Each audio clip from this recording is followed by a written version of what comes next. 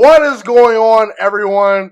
My name is Jemima McKinney, but of course you can just call me Juice because that is my nickname. Welcome, ladies and gentlemen, into the Juice Alert. Thank you so much for tuning in today. A great show lined up for all of you, ladies and gentlemen, out there listening today. Thank you so much once again for tuning in. If you have not subscribed to the Juice Alert already, be sure to do that right about now. You will not regret it. You can find the Juice Alert on YouTube as well as podcasting platforms. That includes Spotify, Apple Podcasts, Google Podcasts, all that great stuff, wherever you get your podcasts. Also, if you enjoy what you are listening to and or watching, be sure to leave this episode a like if you're watching on YouTube and listening there. And also, be sure to leave this episode a great rating and review if you're listening on a podcasting platform and or network. I appreciate all your feedback. These things definitely help me out in regards to, me and the show. Just in general, hearing you guys' feedback, I'll take all the criticism. If you think this show is not that good and I can improve upon a lot of things, drop a review. I'll take a look at it. And hey, no hard feelings. I appreciate all feedback, all engagement. Today, mainly just talking basketball. Football season is ramping up, so I will be putting out a lot of football content for you guys and really just football segments in general, as the days get closer and closer to the 2024-2025 NFL season. Before I do get started with the show specifically today, be sure to also follow me on social media. If you have not followed me on social media already, links to all my social media accounts are in the description of this episode. So, I want to touch on Team USA today. So, it's interesting. A lot of people have compared the 2024 Team USA Olympic roster, I'm talking about the men's basketball team, to the 1992 Olympic Dream Team, the team that is probably the most iconic basketball team of all time, that was once led by Michael Jordan. Now you have the LeBron James of the world, the Steph Currys of the world, the Kevin Durant of the world, even guys like Devin Booker, Anthony Davis, Jason Tatum, Anthony Edwards on the team. It's a lot of really talented players that we're talking about right here.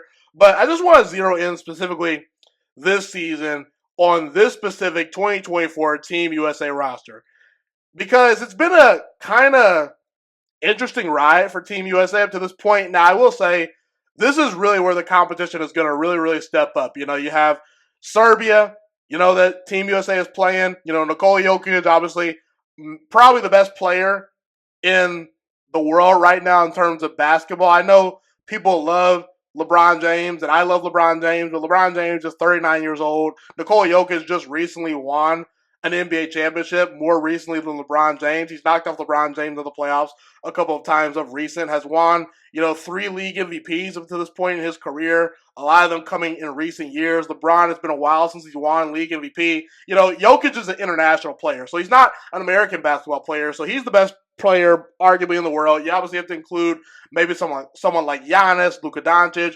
Basketball has become a big-time global sport, I will say, but let's just focus on Team USA really quickly, because Team USA has kind of looked a little shaky compared to what a lot of people thought their expectations would be. They barely escaped a game versus South Sudan, barely escaped versus Germany. LeBron James has had to put on his Superman cape and really try to glue the pieces together for Team USA.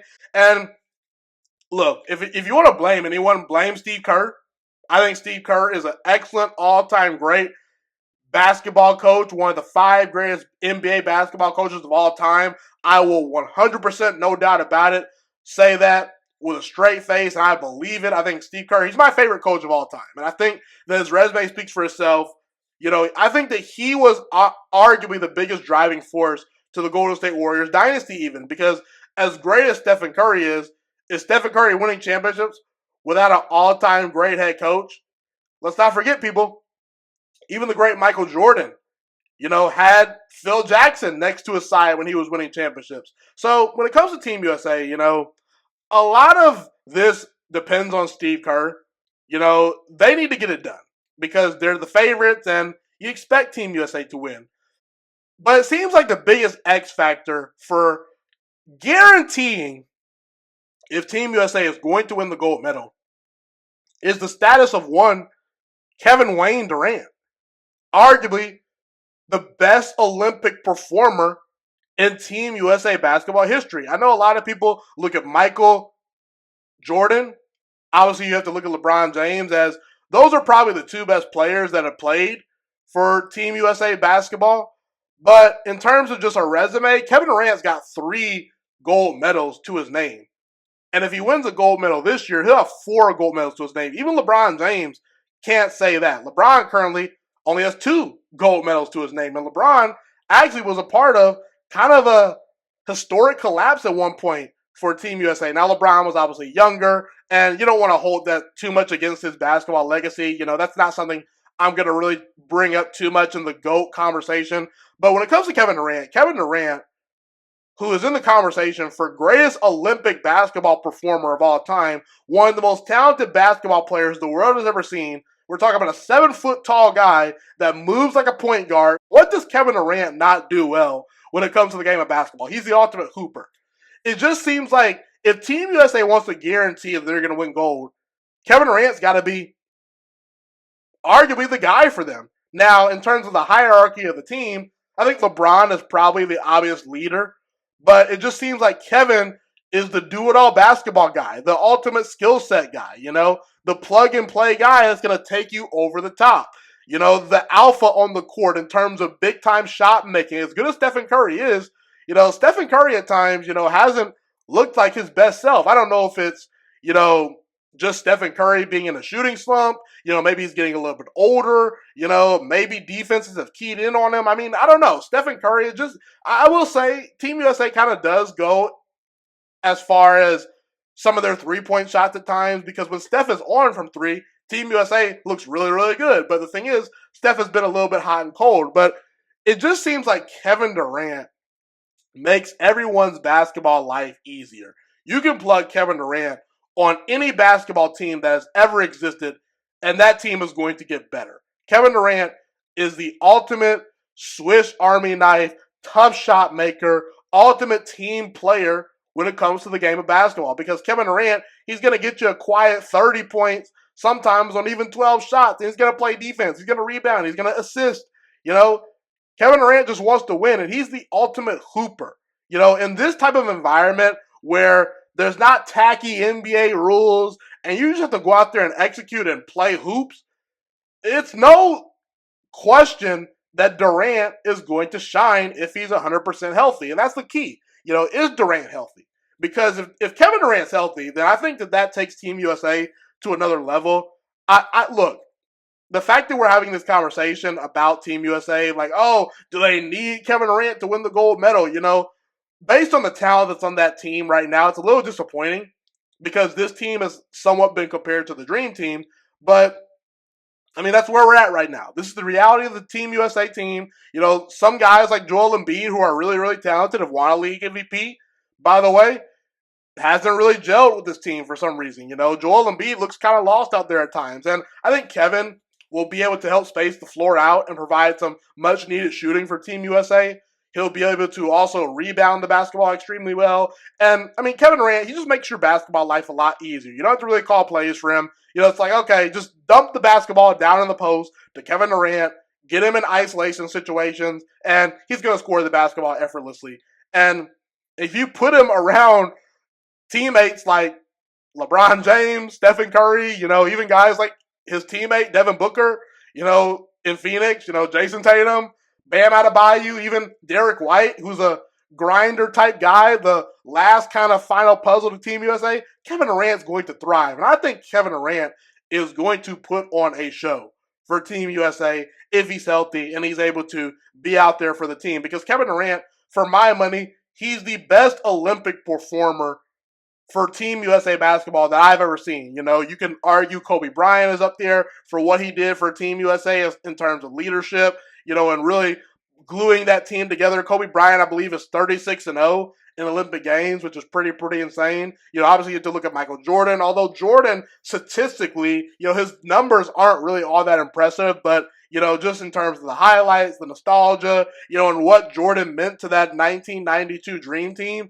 I mean, Jordan's got to be up there. LeBron's got to be up there. But And even the guy like Carmelo Anthony, who's performed at a very, very high level. But Kevin Durant's broken all the scoring records, and he is one of the greatest Olympic performers ever. And I think that Kevin Durant really will just put a knife into the coffin and the chances of anyone out there that thinks they have a chance versus Team USA. Now, if Durant's not healthy and he's a little bit shaky, then it opens the door for a team to maybe upset Team USA because they're not at full strength. But I believe in Team USA.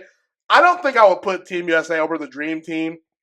In terms of talent, they match up, but just in terms of that team, compared to the team right now, that 1992 Dream Team versus the team right now. I mean, you have Michael Jordan at the peak of his prime. You had guys like Magic Johnson, Larry Bird. That team just dominated. And if you have Jordan on your team, the greatest, to me, athlete of all time, not just basketball player of all time, the greatest athlete of all time, it's a little unfair. I'm going to take Team Jordan every time, but that's how I feel. And I think Kevin Durant, I'm hoping and wishing that he'll be healthy. I think he's going to do a great job for Team USA if he's needed. He'll be the ultimate enforcer, ultimate mistake eraser. And yeah, I believe in Team USA, and Kevin Durant ultimately as well. It just seems like the whole Kawhi Leonard saga is being swept underneath the rug a little bit. It was talked about briefly, had some buzz. So let's just dive into it. So Kawhi Leonard was initially supposed to play for Team USA here in 2024 on the Olympic team. And the Clippers stepped in and said, no way, no how. Sorry, Kawhi Leonard, you're not playing. And it's hilarious to me. Ain't no way the Los Angeles Clippers legit put Kawhi Leonard in basketball timeout on their watch. They just put Kawhi Leonard in the corner and said, you can't play real basketball until we say so. That's the timeout corner the Los Angeles Clippers put Kawhi Leonard in.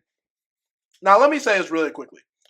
I don't blame the Clippers because the Clippers see this Kawhi Leonard situation that they're in and they say, we're trying to win a championship. Kawhi Leonard was brought to the Los Angeles Clippers to help the Clippers potentially take over Los Angeles. And there's been some good moments. They made it to a conference finals at one point with Kawhi Leonard. Now he got hurt, in that playoff run, so unfortunately they weren't able to complete, the quest of winning a championship. But for the most part, outside of that one playoff run, it's been a lot of disappointment for Kawhi Leonard and the Clippers. And if you're the Clippers organization, look, I've got no problem with them doing what they did. They're exercising their power as the big boy of the company and saying, Kawhi, look, we understand you love the Olympics and Team USA, but we got to step in here. This is a business decision for us. So I get it, but it's like the 76ers didn't do this with Joel Embiid. Joel Embiid's had as many injury concerns as Kawhi Leonard has of recent, and they didn't step in for Joel Embiid. Kevin Durant has been injured a lot the past 3 to 4 years. The Phoenix Suns didn't step in for him and say, Kevin Durant, you can't play for Team USA. The Lakers with Anthony Davis, they didn't do that to Anthony Davis. They didn't say you can't play on Team USA basketball, Anthony Davis. So why is this relevant with Kawhi Leonard? Why am I making a big point about this? Here's the thing, people. I believe Kawhi Leonard should request a trade away from the Los Angeles Clippers. Let me tell you why. Because here's the thing. Kawhi Leonard should be viewed as an NBA superstar. And him playing on Team USA, that should be looked at as Kawhi Leonard's choice and Kawhi Leonard's choice only, bottom line. If I'm Kawhi Leonard, I built up the clout, I built up the resume to make it all about me. If I want to play on Team USA, darn the Clippers organization. I don't care. Now, maybe Kawhi Leonard ultimately just gave in and said, you know what, if the Clippers want to tell me what to do, whatever. I don't really care. And it seems like Kawhi Leonard just had to cave in. But if you're Kawhi Leonard, how are you going to take this? I don't think Kawhi Leonard is going to ask for a trade out of Los Angeles. I think that he is comfortable playing in Los Angeles. And hey, if that's Kawhi Leonard's journey, that's Kawhi Leonard's journey. But if I am in Kawhi Leonard's shoes, I'm exercising my power here. Because it's not like the Clippers told Kawhi Leonard in advance, hey, you need to not play for Team USA. They did this while Kawhi Leonard already arrived in Vegas, was already practicing with Team USA. Then all of a sudden, out of nowhere, the Clippers are acting like the childish and I shouldn't even say childish and no good parents.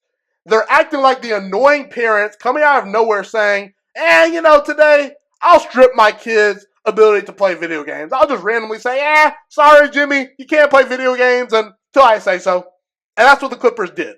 They told Kawhi Leonard, you can't perform in the Olympics just randomly out of nowhere because we say so. And if you're a superstar level player like Kawhi Leonard, to me, if the Clippers want to do that, that's on them. But if I'm in Kawhi Leonard's shoes, that's a decision I'm not allowing them to make.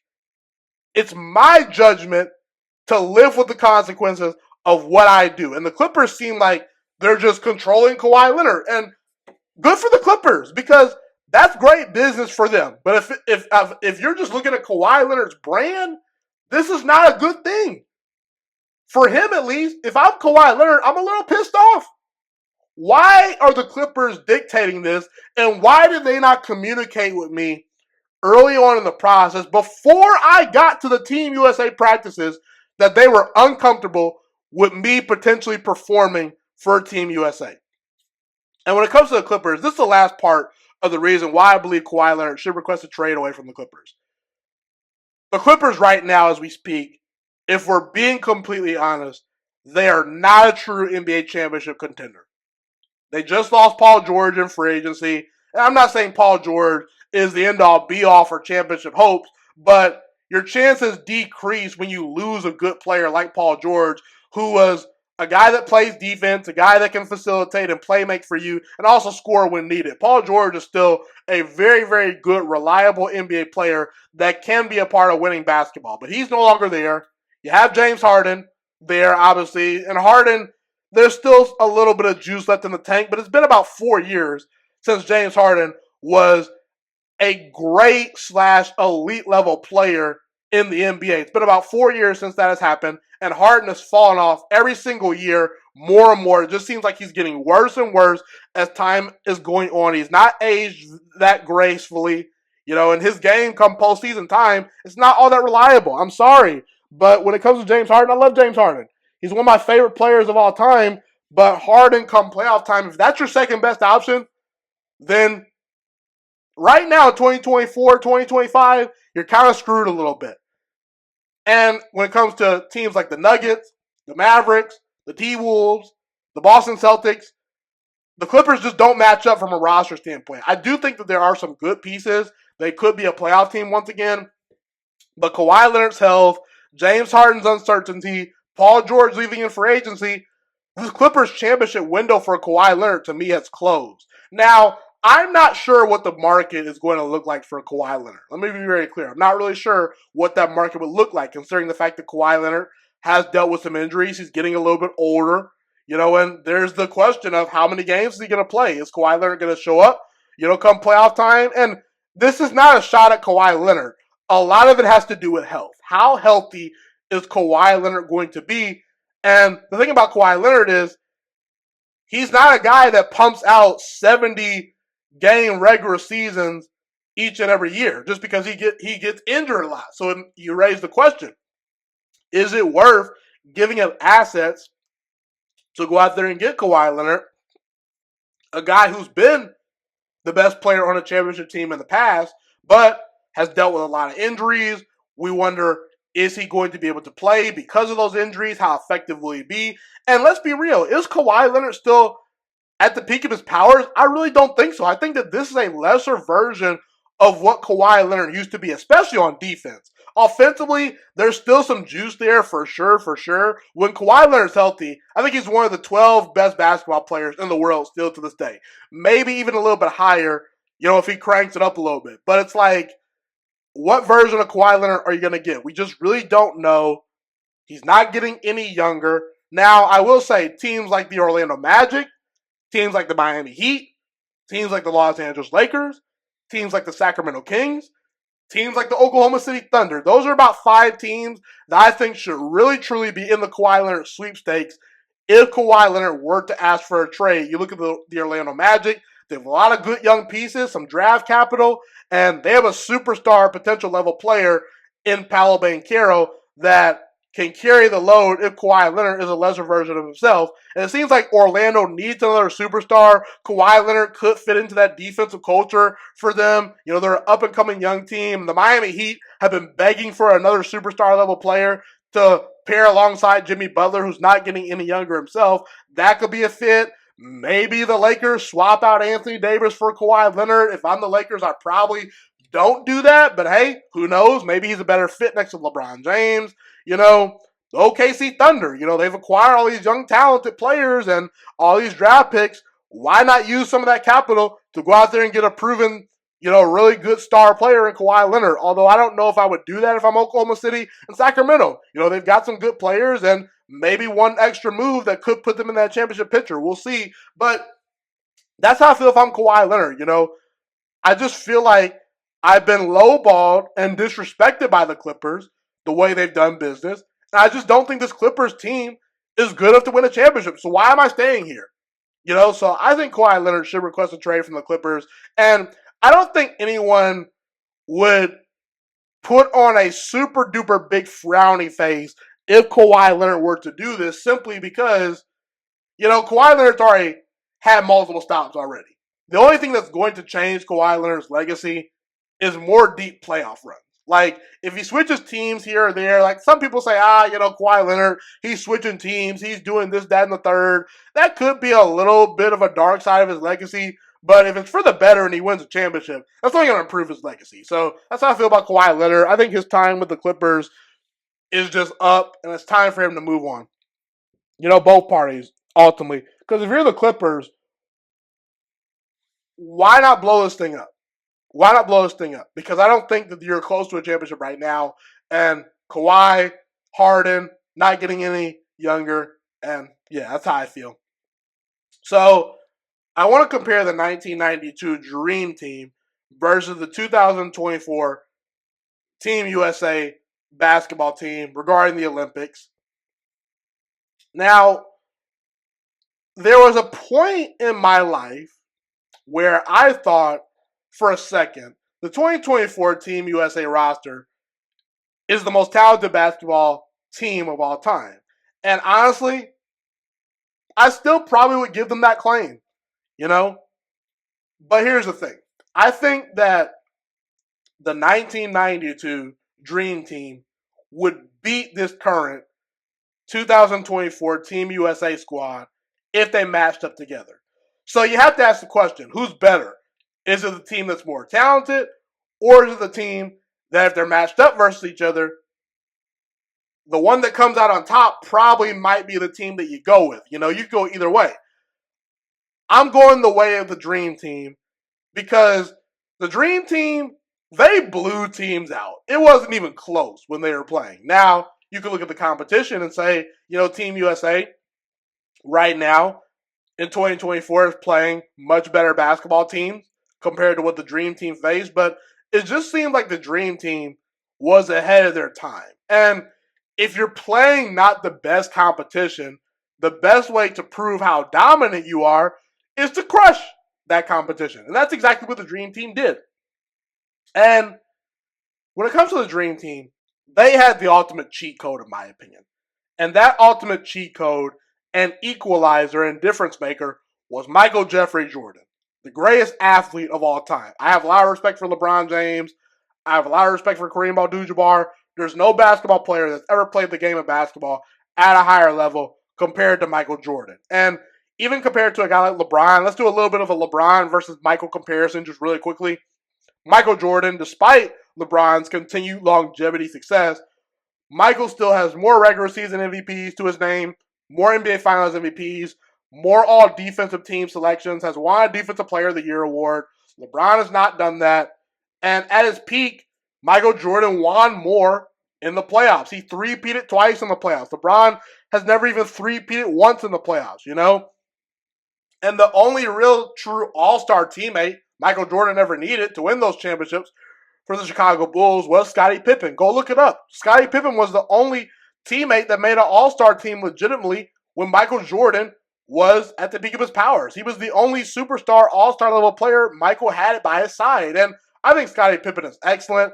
But is Scottie Pippen a top 20 player of all time? I don't think he is. I think that Scottie Pippen is a tier below that. Whereas you have LeBron James, play with a guy like Dwayne Wade. Dwayne Wade is in that top 20 to 25 range. I think he's a little bit ahead of Scottie Pippen, But I'm not going to make it about Michael versus LeBron because it's not a comparison of the two players. But since these are the quote-unquote two leaders of the team, it looks like LeBron is looked at as the leader of Team USA, despite Kevin Durant's, unbelievable skill set and greatness. I think it's pretty obvious Michael Jordan was the leader of the 1992 Dream Team. I don't think anyone would necessarily deny that. It just seems like the focus and attention to detail for the Dream Team is better compared to the 2024 Team USA Olympic roster. When Michael Jordan took the floor, you just knew they weren't going to lose. It just seems like there was an invincibility aura towards a guy like Michael Jordan. A lot better compared to a guy like LeBron James. Because, look, we can give LeBron credit for piecing this puzzle that is Team USA right now together when it looks like they're probably not as good as we thought they were. LeBron has saved Team USA basketball to a degree a little bit of recent, even though the competition is going to ramp up here. We'll see how Team USA responds. And they're going to add Kevin Durant, so they should be better. But why does this roster look beatable? A lot of people, including myself, when you look at this team on paper, you say, oh, this is the most talented basketball team I've ever seen. Why are they struggling to beat South Sudan? Why are they struggling to get past Germany? If that was Michael Jeffrey Jordan at the peak of his powers, he would not allow that to happen. It just wouldn't happen if Jordan was there. Now, that's my ultimate argument right there. It just seems like, for whatever reason, the Dream Team gelled together better as a team. Whereas a lot of Team USA in 2024, it's a lot of great talented guys that are solo acts. Now, I got to give them credit because they're winning right now, and they'll probably go on to win the gold medal. So I can't move the goalpost and say, oh, these guys aren't all that great when they go on to win the gold medal. So, if that happens, great. That's what they're supposed to do. But guys like Tatum, Booker, Joel Embiid, these guys, they're kind of solo acts. They're not meant to be guys that are the 7th, 8th, or 9th best player on an Olympic squad. That's just not the role they're used to having, and it's an adjustment period for them. Now, I talked about the little nooks and crannies. Let's just look at the rosters. So you have the Dream Team. I think the 5 best players on the Dream Team are in order. Number 1, Michael Jordan. Number 2, Magic Johnson. Number 3, Larry Bird. Number 4, Karl Malone. And the 5 spot, I debate between David Robinson and Charles Barkley. You can pick whoever you want. Those are the 5th and 6th best players on that Dream Team squad, in my opinion. 100% no doubt about it. Then you have to look at guys like John Stockton, Clyde Drexler, Patrick Ewing, Scottie Pippen. That's the next tier of players, I would say. And then you have guys like Chris Mullin and Christian Laettner to kind of round out the roster. Guys that are talented, but not at that all-time great stratosphere level in terms of superstars, But they're really, really good players, and they round out the roster. So that's about as talented of a basketball team as you're going to get. Michael, greatest basketball player of all time. Magic Johnson, undisputed top 10 basketball player of all time. Larry Bird, undisputed top 10 basketball player of all time. That could change in the next 25 to 30 years, but right now, they are firmly in my top 10 all time. You look at a guy like Karl Malone. I think Karl Malone, you could argue, he's the best NBA player to ever win a championship. I mean, he's the 3rd all-time leading scorer. He's won multiple league MVPs, just never was able to capture a championship. And then obviously you have to look at guys like David Robinson and Charles Barkley, 2 big men that were really, really good in their prime. Barkley never won a championship, came close. David Robinson did win a championship in San Antonio, was underrated defensively as well. And then you have the rest of the roster, So that's how I look at things. And by the way, it's a really talented roster because Clyde Drexler at one point led a team to an NBA Finals, was second in MVP voting to Michael Jordan. You look at Scottie Pippen. What if Scottie Pippen didn't have to play alongside Michael Jordan? I think Michael Jordan has a huge influence on Scottie Pippen's career. Scottie Pippen would not be the player he is today if he did not kind of, see Michael Jordan close up and, compete against him in practice every day, because Scottie's guarding Michael probably in practice a lot. And that, look, if you're facing the greatest basketball player of all time in practice consistently, then the game, it just seems like Scottie, you can throw, I don't know, who would you say? You could throw LeBron at him. You could throw Kevin Durant at him. Those guys will get theirs for sure. But Scottie should feel like I'm battle tested. Now I'm ready. And Scottie was underrated offensively, very underrated as a passer. Even a guy like Patrick Ewing on the team, made some playoff runs, but never quite got over the Chicago Bulls. What happens if Michael Jordan isn't playing in Patrick Ewing's era? Does Patrick Ewing have a championship? Maybe he does. We'll never know.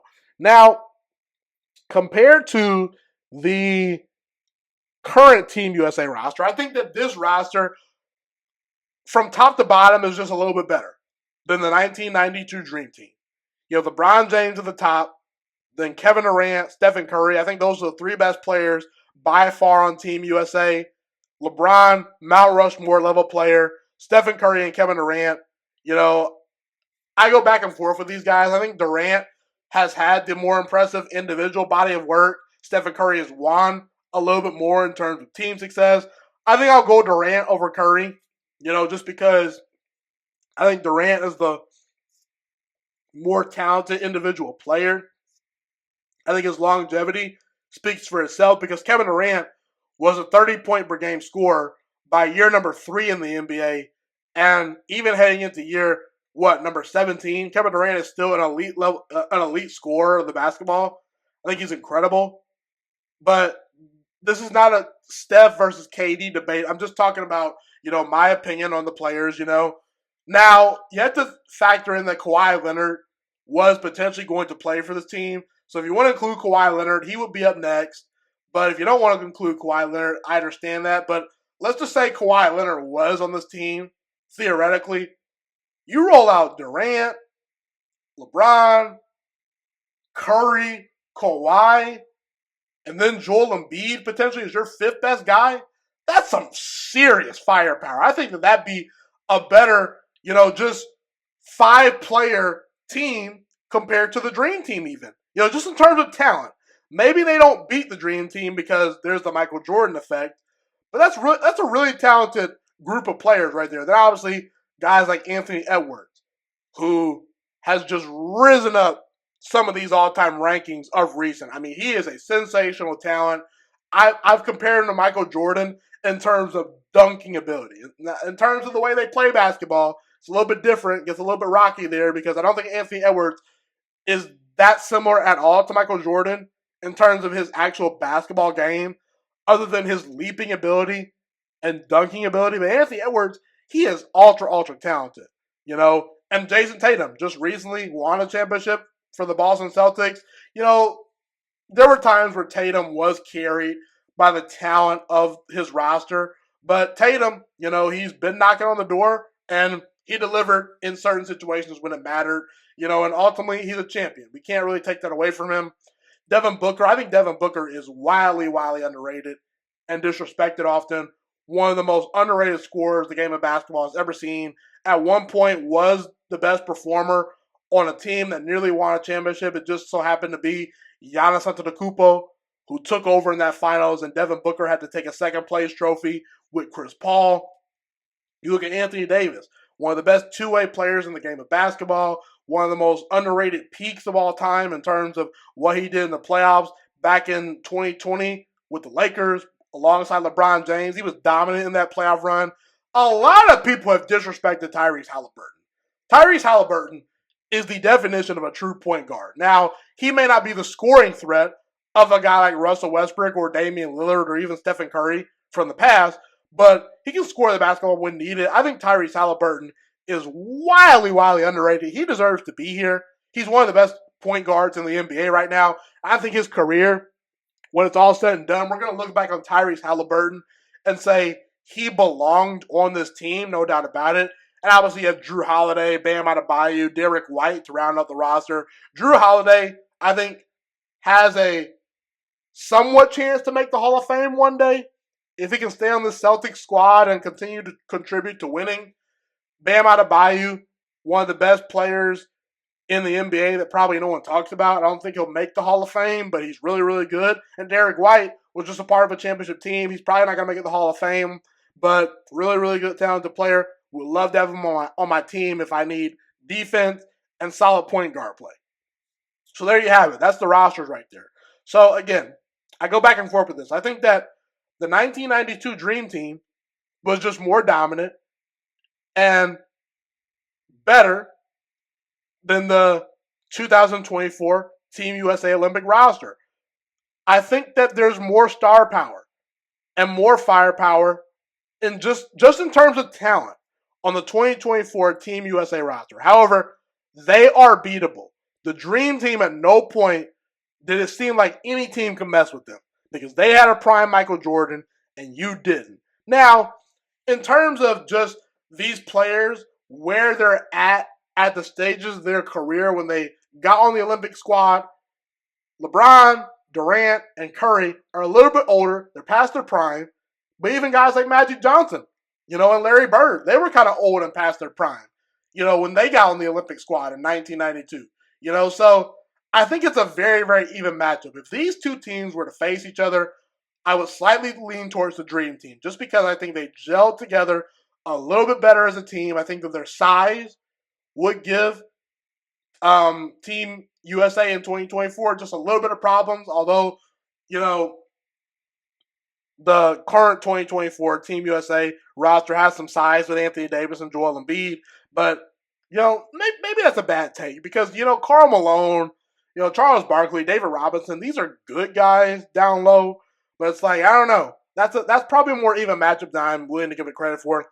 But ultimately, I think both teams, it'll be very close if they face each other, but I just think Michael Jordan, there'd be no way, no how he would allow the Dream Team to lose a competition versus LeBron James and the 2024 Olympic squad. That's ultimately how I feel. I think Jordan will be the ultimate equalizer and difference maker in terms of clutch shot making, in terms of defense, in terms of leadership. And that's why I give the 1992 Dream Team their flowers and categorize them as probably arguably the greatest basketball team ever assembled. That's how I feel. And they're the best Olympic basketball team ever, in my opinion, no doubt about it.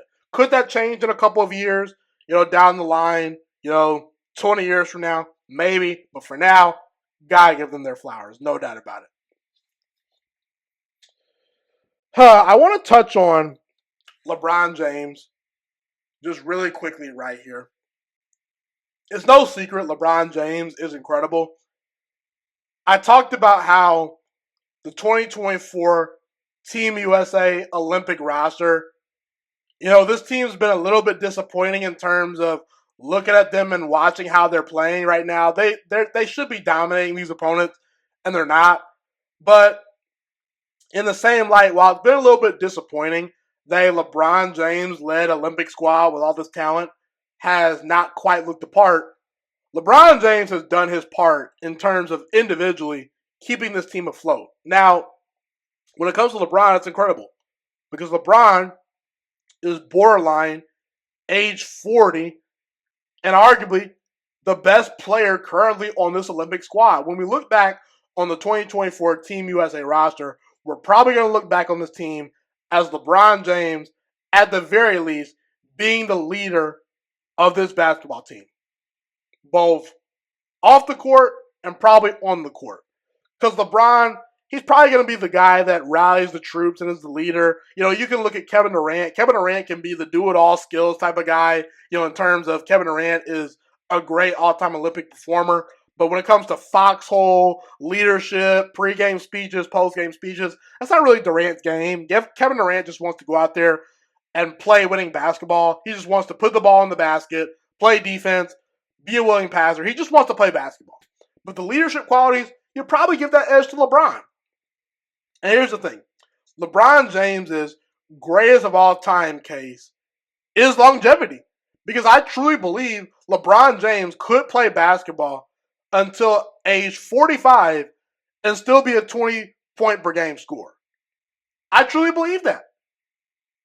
LeBron James, to me, I've said it in the past, he's the track star that just keeps on running. No one has played the game of basketball at a superstar level longer than LeBron James has. It's undeniable at this point. Now, at his peak, was he the greatest basketball player of all time? No, I don't think so. But in terms of just a body of work, in terms of an extended career, period, in terms of longevity, LeBron's pretty much got everyone beat. Because Kareem Abdul-Jabbar, the last season he played basketball, he was a 10-point per game scorer. Kobe Bryant, the last year he played basketball in the NBA, 17 points per game. Michael Jordan retired after 15 years. LeBron James, he's entering season number 22, and he's still a superstar level player.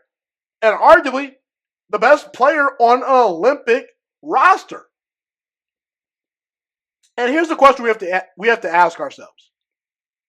If you're drafting all-time great basketball players, you can put anyone in that pool to draft. It could be Shaq, Larry Bird, Magic Johnson, LeBron James, Michael Jordan. Pick whoever you want.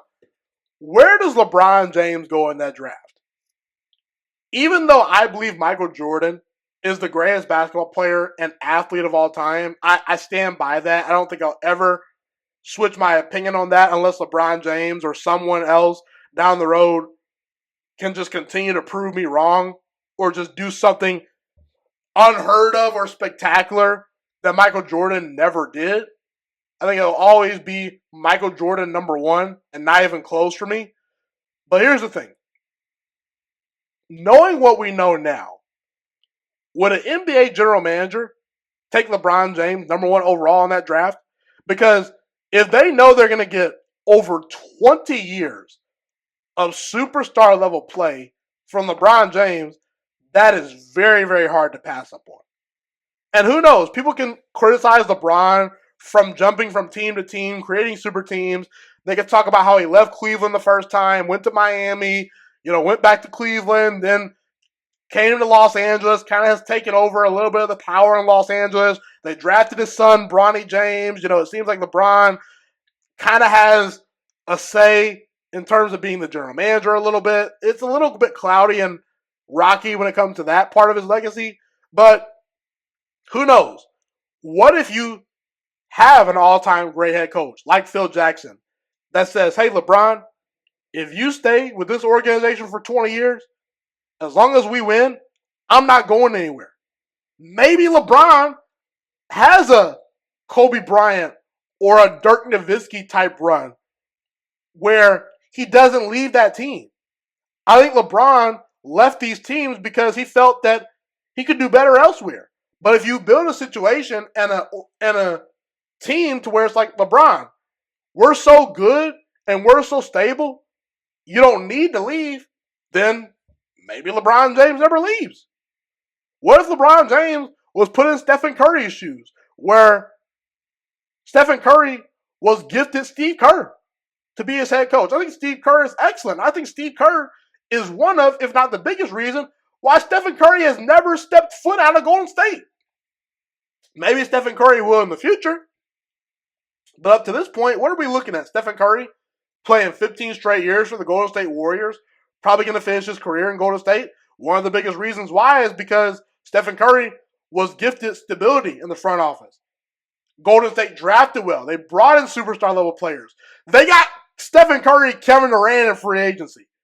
I mean, that's treating somebody really, really good. You get Kevin Durant to come to your team in free agency, the organization makes that happen. What if a team did that for LeBron? So that's a question we have to answer. And look,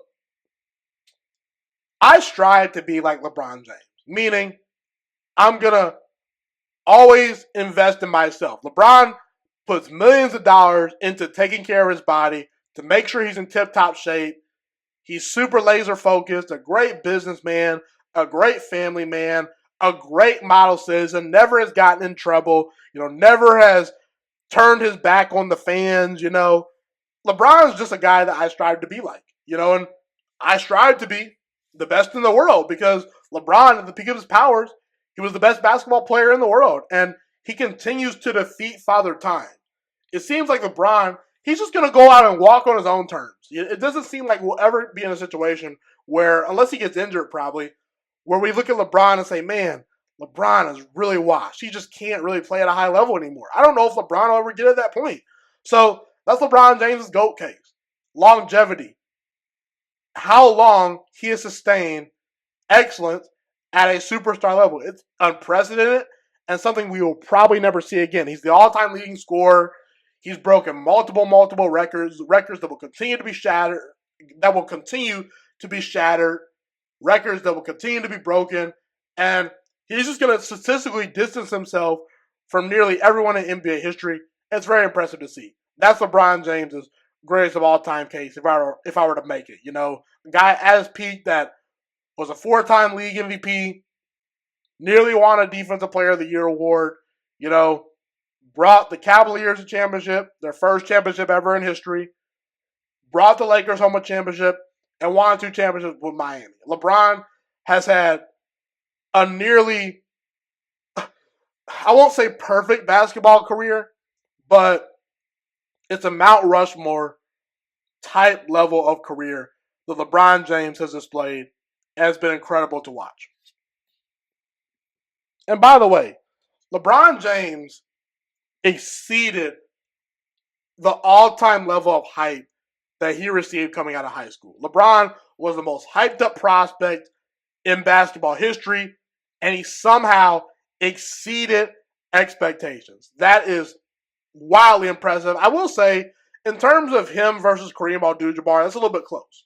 Because Kareem went to college. We knew what Kareem was probably going to be. In terms of just a high school level player, a guy that didn't play in college, LeBron by far was the greatest prospect ever. So that's probably why I would give him the edge over Kareem.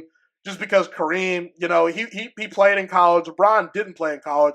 So you were banking on LeBron's kind of potential. And it seems like LeBron met that potential, no doubt about it. Did he peak higher than guys like Kareem or Michael or even Shaq? Probably not. But he was pretty darn close. That's all I got to say. So, it's obviously been a couple weeks, but Russell Westbrook was signed by the Denver Nuggets, and I want to talk about it because Russell Westbrook signed a 2-year deal for $6.8 million, and apparently Nikola Jokic was one of the biggest driving forces to making sure Russell Westbrook was signed by the Denver Nuggets. So it's awesome to see when a big-time superstar-level player tells an organization, hey, I want this said player. Let's go and get him. And the organization makes it happen. Boom. That is a chef's kiss storyline right there. And listen, I grew up an Oklahoma City Thunder fan. And I grew myself into being a Kevin Durant fan. Like, I kind of just follow where Kevin Durant goes. But I really have a soft spot in my heart for Russell Westbrook because I grew up being an Oklahoma City Thunder fan when Kevin Durant and Russell Westbrook were both at the peak of their powers in Oklahoma City. And when I saw Westbrook, he was just always a fearless competitor. He was a daring, tough shot maker. And look, there were many times where Russell Westbrook would chuck up threes and chuck up some of these tough shots, and he would just miss badly. But when he made those tough shots, it was a beauty to watch. And it was just really impressive, And sometimes in Oklahoma City, when Kevin Durant was being passive and didn't seem to want to be the alpha, Russell Westbrook said, hey, I'll gladly be the alpha tonight, Kevin. I'll take us home. And Russell would kind of lead Oklahoma City in ways Kevin Durant, for whatever reason, didn't want to lead Oklahoma City. I will say it's not even close to me between Kevin Durant and Russell Westbrook from a basketball perspective. I think Kevin Durant has by far and away had the better career. But it was great to see Russell Westbrook and Durant both at the peak of their physical primes playing together. I think Russell Westbrook was a little bit underrated. And sadly, I think what happened in Oklahoma City was Westbrook became so good, it was almost like he became a solo act, and Kevin was already the ultimate elite level superstar, arguably best player in the world, maybe not named LeBron James when he was in Oklahoma City. And then at one point, I think Kevin Durant even became the best player in the NBA after he left Oklahoma City. It's like these two players are so good, it's almost like their skill sets clash a little bit. It's like, do you want more Westbrook? Do you want more Durant? I think Oklahoma City made a mistake empowering Westbrook and not allowing Kevin Durant to take more shots in Oklahoma City. But I don't know. I mean, that's something that we have to think about. But I think Russell was incredible at his peak. A great all-time MVP season that he had, averaging a triple-double for that season. I think that his time with Kevin Durant in Oklahoma City, where he was the second best player on that team, is a little bit underrated. Like, the story of Russell Westbrook has gotten very rocky. I even think that his time with the Houston Rockets with James Harden, I would have liked to have seen them play together a little bit longer. It was really fun to watch. I think that team could have been a lot better if Westbrook had played longer with Harden, you know? And so I say all that to say this. Russell Westbrook has had an incredible career where he was the league MVP at one point. Now he's kind of well past his prime, not the same player anymore. He's now kind of a journeyman type guy, a guy that you hope to be your sixth man, you know, that comes off the bench, provides energy, heart, grit, determination. I'm rooting for Russell Westbrook to win a championship with the Denver Nuggets. And if Russell Westbrook wins a championship with the Denver Nuggets, he has the right to say, I have 100% completed the game of basketball. When it comes to Russell Westbrook, I think that he can finish his career very similar to a guy like Jason Kidd. Jason Kidd and Russell Westbrook both, at the peak of their powers, were undisputed top 3 point guards in the league that were making really, really great plays for their teammates, you know, assisting guys. You know, Russell Westbrook is obviously a better scorer than Jason Kidd, but Jason Kidd could score when he needed to. But at the peak of their powers, top 3 point guards in the league, first team All-NBA guys that never quite were able to get over the hump and win a championship. As the number one option, Jason Kidd obviously came a lot closer than Russell Westbrook did. Westbrook had a chance with Kevin Durant where he was the second best player on the team and, you know, obviously didn't really have a lot of success being the solo act, undisputed number one option. But he had some of the greatest statistical seasons of all time, even though he didn't necessarily win a lot. But the similarities between Russell Westbrook and Jason Kidd was, at the peak of their powers, some of the best players in the game of basketball. Then later on in their career, assuming Russell Westbrook can win a championship, maybe with the Denver Nuggets, Jason Kidd later on in his career was able to contribute to winning despite being a much lesser version of himself. He was a foxhole guy, a guy that held together the Dallas Mavericks locker room, brought energy and firepower to that team coming off the bench and even starting at times. And he was a big contributing factor to the Dallas Mavericks upsetting the Miami Heat in the NBA Finals and winning the championship that year, where Dirk Nowitzki took down the super team Miami Heat led by LeBron James. Westbrook could be in a situation where he could finish his career in a similar light. And I think Russell Westbrook would get a lot of praise because the book on Westbrook is unbelievable solo act, unbelievable statistics, but not the most winning player compared to his peers. Fair or unfair, that's some of the narratives about Russell Westbrook. You know, whether they're true or not true, that is some of the things that are being said about him. But if Westbrook, as a lesser version of himself, can contribute to winning basketball and be a part of a championship winning team, it'd be huge for his legacy. And he would be ultimately completing the ultimate basketball journey. You know, he was a great college player, a league MVP, at his best in the NBA, and could potentially ride off into the sunset winning an NBA championship. I really, truly hope Russell Westbrook wins a championship with the Denver Nuggets. I believe he can do it because right now, to me, Nikola Jokic is arguably the best player in basketball. Denver has a winning culture. Now, the danger when it comes to Russell Westbrook and the Denver Nuggets potentially winning a championship, you know, being led by Nikola Jokic, is it seems like Denver, you know, their championship window is getting a little bit smaller as we speak today because they just lost Bruce Brown last offseason. They just lost KCP this offseason. And we even saw in these past playoffs, they relied much more on Jamal Murray and Nikola Jokic than they did the year they won the championship over the Miami Heat. So it's a lot more Jokic and Murray dependent. And it seemed like Westbrook was kind of a last-second Hail Mary that they were able to convert. And listen, who knows? maybe Westbrook's not a great fit for the Denver Nuggets. But only time will tell. And I think that Russell Westbrook is a great fit for him specifically. I think he'll thrive in Denver. And he will bring some of that dog to that Denver Nuggets team that I think that they're missing a little bit. Because I think that they got punched in the mouth by Minnesota. They let one potentially get away from them last year. And I think that Russ Westbrook will bring fire, energy, defense, rebounding, scoring. He'll be a little bit of a do-it-all type of guy for Denver. And as long as he can just channel the best version of himself in that potential sixth man of the year role, then I think Westbrook can be a part of a championship winning team with the Denver Nuggets. I hope that he wins a championship in Denver. I'm rooting to see it. We'll see how it goes. Well, folks, that's pretty much all I have today. Thank you so much for tuning in today. My name is Jamal McKinney. Have a God bless day. Stay safe, everyone. And I'm Ghost.